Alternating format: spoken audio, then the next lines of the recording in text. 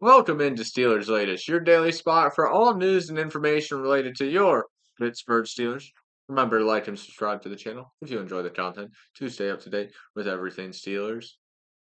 I'm sorry to start this way, but it's a heated topic. Uh, so last week I talked about possibly adding to the secondary and signing someone like Jair Alexander. I've been talking about Jair Alexander for probably over a little bit of a month now. When he was still on the Packers, I recommended we could go out and trade for him. When he gets cut from the Packers, released from the Packers, I recommend we go out and sign him. But the recently released Packer has signed with our biggest rival in the Baltimore Ravens, adding to their secondary, not ours. Still, we have Darius Slay. Jair Alexander was going to be a better Darius Slay once again. Jair has a proven lockdown cornerback in this league who has finished second in all pro votings twice. So I don't get why we didn't have any inclination to go out there and go sign him. Why there was no rush to get a deal or something done? Why not even approach him at all? He signed for 4 million was the deal with 2 million in incentives. Wasn't even that big of a cap hit if you look at how much cap space we still have. It's a question mark somewhat about this team, especially on the defensive side, as if the secondary can hold up. We brought in Darius Slay, we brought in Eccles, but Darius Slay is 34 years old.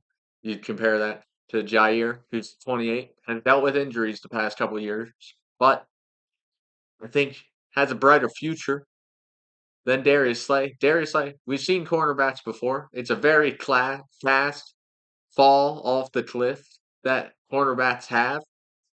And you never know. He's 34 years old. It could happen this year. He could just be a detrimental part of this defense, just be an absolute liability out on the field.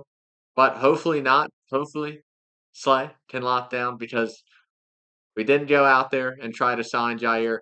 Instead, he's going to the Ravens, going to bolster their secondary some more. They didn't even need help in the secondary too much, and it only got better for them. If he can stay healthy, it's going to be awful playing them. Our offense is going to struggle to move the ball if we can't pass against them, and they're just going to be loading the boxes. If they can play man coverage and load the box all game against us, it is going to be rough to watch those 2 weeks of the season. But let's talk a little more positively as Will Howard appeared on the Chipped Ham and Football podcast and talked about a blossoming relationship with Aaron Rodgers. We love to see this. This was a main reason I was kind of on board with bringing Rodgers to town to mentor the future, maybe not the future of the franchise. He was a sixth round pick, but a future quarterback for this team. Just instilling wisdom on the youth of the team is always positive, in my opinion. You never know. Sixth round quarterback before has turned out to be someone like Tom Brady. But Aaron Rodgers, on day one, Will Howard said Aaron Rodgers sat next to him and asked him because Will Howard was there for rookie mini camps and rookie OTAs that Rodgers asked him questions to get familiar with the playbook and what he thought about things. He loves to see it. He loves to see the leader of an offense going out of his way to get the younger players involved. I'm a big fan of this dynamic we've seen in the past. Rodgers, he kind of came into this league under a bitter veteran quarterback with Brett Favre. Brett Favre didn't really help Aaron Rodgers much in his career, but Rodgers later in his career, when Jordan Love got drafted to the Packers, he showed that he was willing to be a mentor to the younger generation, to the next guy up.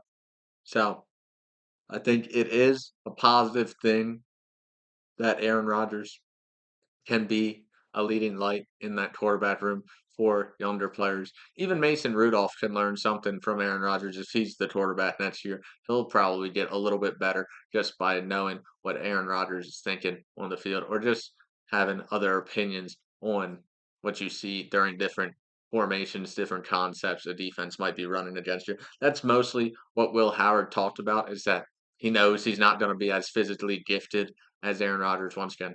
Rodgers is one of the most physically gifted quarterbacks of all time. I mean, that's just putting it lightly.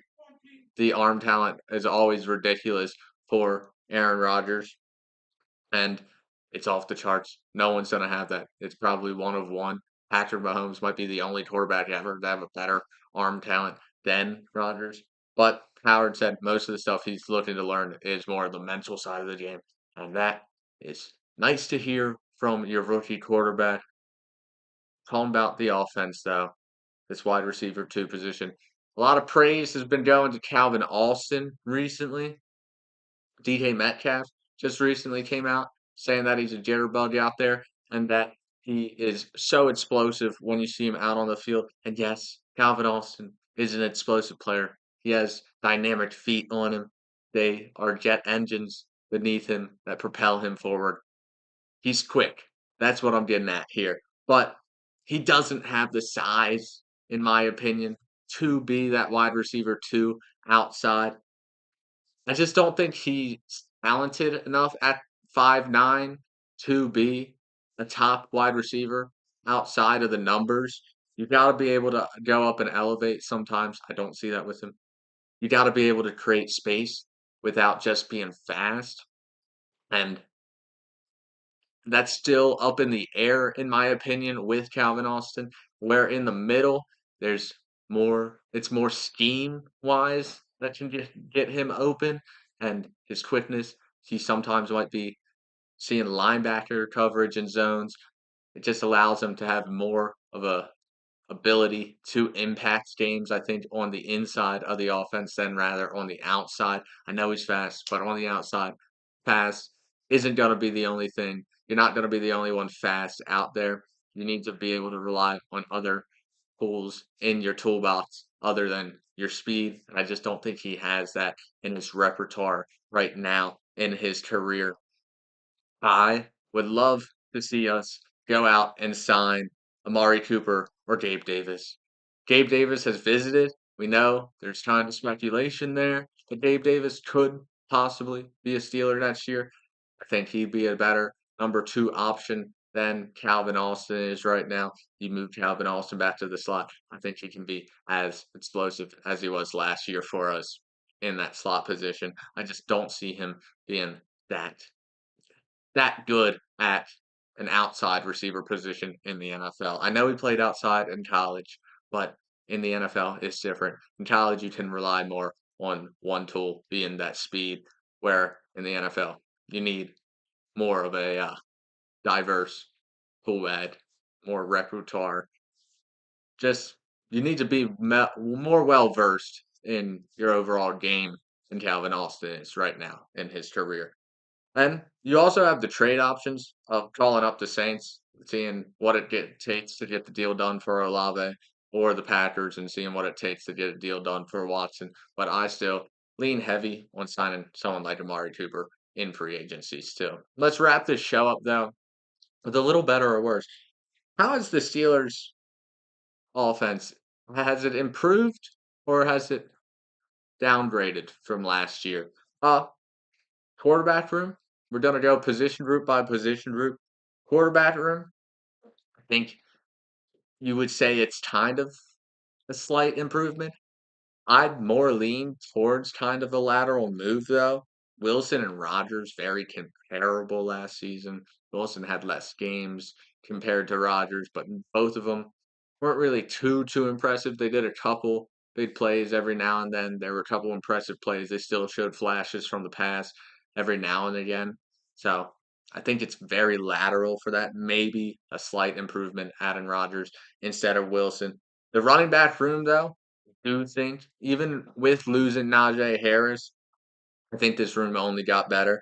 Jalen Warren, I think, always was more the explosive runner compared to Najee Harris. Jalen Warren, it felt like when he had the ball in his hands, was way more dynamic than anything Najee could do. But Caleb Johnson, I think, is going to be that better power back. I think he has that explosiveness in him where he can create big plays, but still be the power guy in the middle on the goal line sets that Najee could only dream of in his time here in Pittsburgh. I think Caleb Johnson's really going to be head over heels better than what Najee Harris was able to produce for us in his time in Pittsburgh. And also Kenneth Gainwell, I think, is better than Cordero Patterson was last year. Can Gainwell add something to the return game? He also adds something to the pass game out of the backfield. He'll be more of that Cordero Patterson role that we saw last year. In the wide receiver room, I was tempted to say we went lateral here because we lost George Pickens, but I will say it's a slight improvement because DK Metcalf is definitely a solidified number one, where